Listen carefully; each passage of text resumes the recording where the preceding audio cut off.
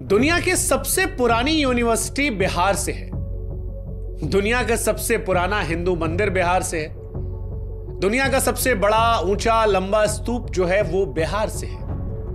दुनिया का सबसे लंबा वाईफाई जोन बिहार से है। दुनिया की सबसे पुरानी हाईवे बिहार में है। भारत के 10 सबसे बड़े ब्रिज में से 4 बिहार में से है। बिहार वो प्रदेश है जो यूपी के बाद सबसे ज्यादा आईएएस अधिकारी देता है। दुनिया के 2 बड़े धर्म जैन और बुद्ध, इनके प्रमुख स्थान बिहार से है। जिसने दुनिया को जीरो दिया या जो भारत का प्रथम राष्ट्रपति बना, उन दोनों का जन्म बिहार में हुआ। सिखों के 10वें और अंतिम गुरु गुरु गोविंद सिंह जी का जन्म भी बिहार से हुआ। यह बिहार की चर्चा इसलिए हो रही है क्योंकि कई ऐसे हैं जिन्हें लगता है कि बिहार पिछड़ेपन की पहचान है। बिहार को देश से निकाल दिया जाए तो देश विकसित कहलाएगा। इस देश में इन मैडम के जैसे कई लोग हैं जिन्हें बिहार से घिन आती है, जिन्हें बिहार से शर्म आती है, और ऐसे में हमें लगा कि हमारे देश के एक महत्वपूर्ण प्रदेश बिहार के बारे में आज लोगों को रूबरू कराएं। नमस्कार, मेरा नाम शुभांकर है और मैं उत्तर प्रदेश का रहने वाला हूं। लेकिन आज मैं आपको बिहार की कहानी सुनाऊंगा, बिहार के इतिहास से रूबरू कराऊंगा, बिहार के वर्तमान के बारे में आपको बताऊंगा, और वो तमाम लोग जिन्हें देश में बिहार के नाम से घिन आती है, बिहारियों को देखकर शर्मिंदगी महसूस होती है, या बिहार को वो पिछड़ेपन की नजर से देखते हैं, उन्हें आज ये वीडियो जरूर भेजिएगा। आज तक हमने कहा नहीं, लेकिन आज कहते हैं कि इस वीडियो को शेयर जरूर कीजिएगा हर उस व्यक्ति से जो बिहार को देखकर आंख नाक कान मुंह बनाता है। ये मोहतरमा शिक्षिका है, टीचर, और किसी अरे गहरे नत्थु खैरे स्कूल की टीचर नहीं है। मैडम केंद्रीय विद्यालय की शिक्षिका है। लेकिन इन मैडम की जब भाषा हमने सुनी तो बड़ी शर्मिंदगी हुई कि कैसे धारा प्रवाह ये बिहारियों को गाली दे रही है। मेरे से क्या दुश्मनी थी? मुझे इंडिया के वर्स्ट फकिंग रीजन में पोस्टिंग दे दी। मेरे को गोवा दे देते, कहीं भी दे देते, उड़ीसा दे देते, कोई दिक्कत नहीं थी मुझे। I am not kidding, the situation of Bihar is actually it is not even hyped up, it is and Bihar is just have no civic sense, not even kidding.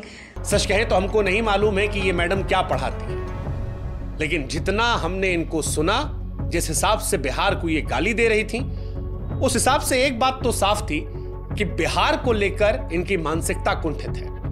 Bihar को लेकर इनके मन में बेपनाह नफरत है। मैडम अपने वीडियो में बिहार को जबरदस्त तरीके से कोस रही थी, और ऐसा इसलिए कर रही थी क्योंकि इन्हें बिहार में पोस्टिंग दे दी गई।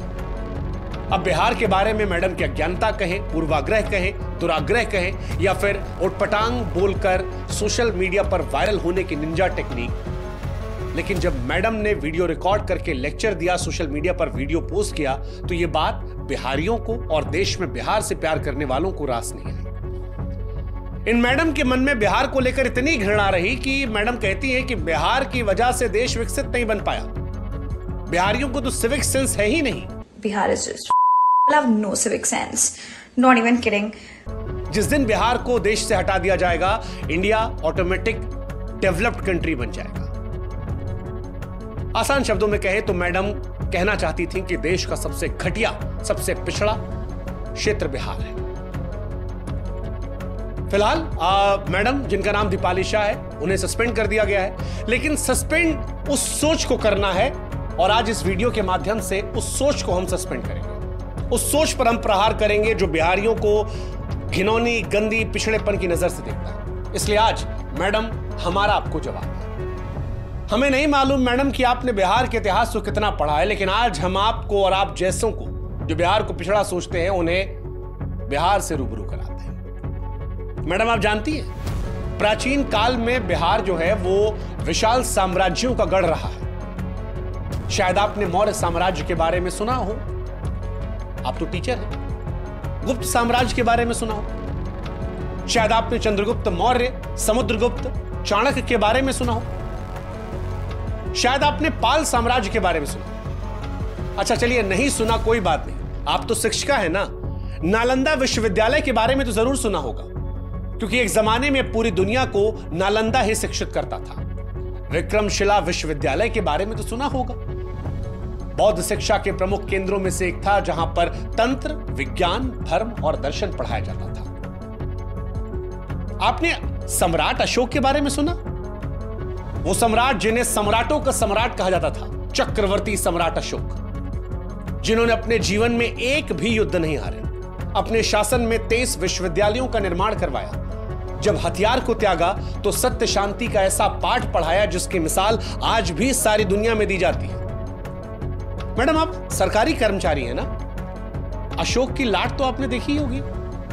मतलब जानती है उसका मतलब होता है सच हमेशा जीतता है। इसकी ताकत इतनी है कि अगर एक साधारण से कागज पर यह लग जाए तो उसका महत्व बढ़ा देती है, क्योंकि यह संवैधानिक पद और संविधान की ताकत को दिखाती है।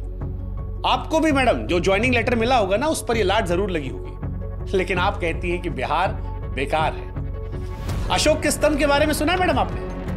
भारतीय उपमहाद्वीपों में फैले अखंड स्तंभों में से श्रृंखला है जिसे सम्राट अशोक ने बनवाया था, और ये उसी बिहार में है, उसी बिहार में जिसके बारे में आप कह रही थी कि सिविक सेंस नहीं है। मैडम, ये बिहार ही है जिसकी संस्कृति का लोहा पूरी दुनिया मानती है।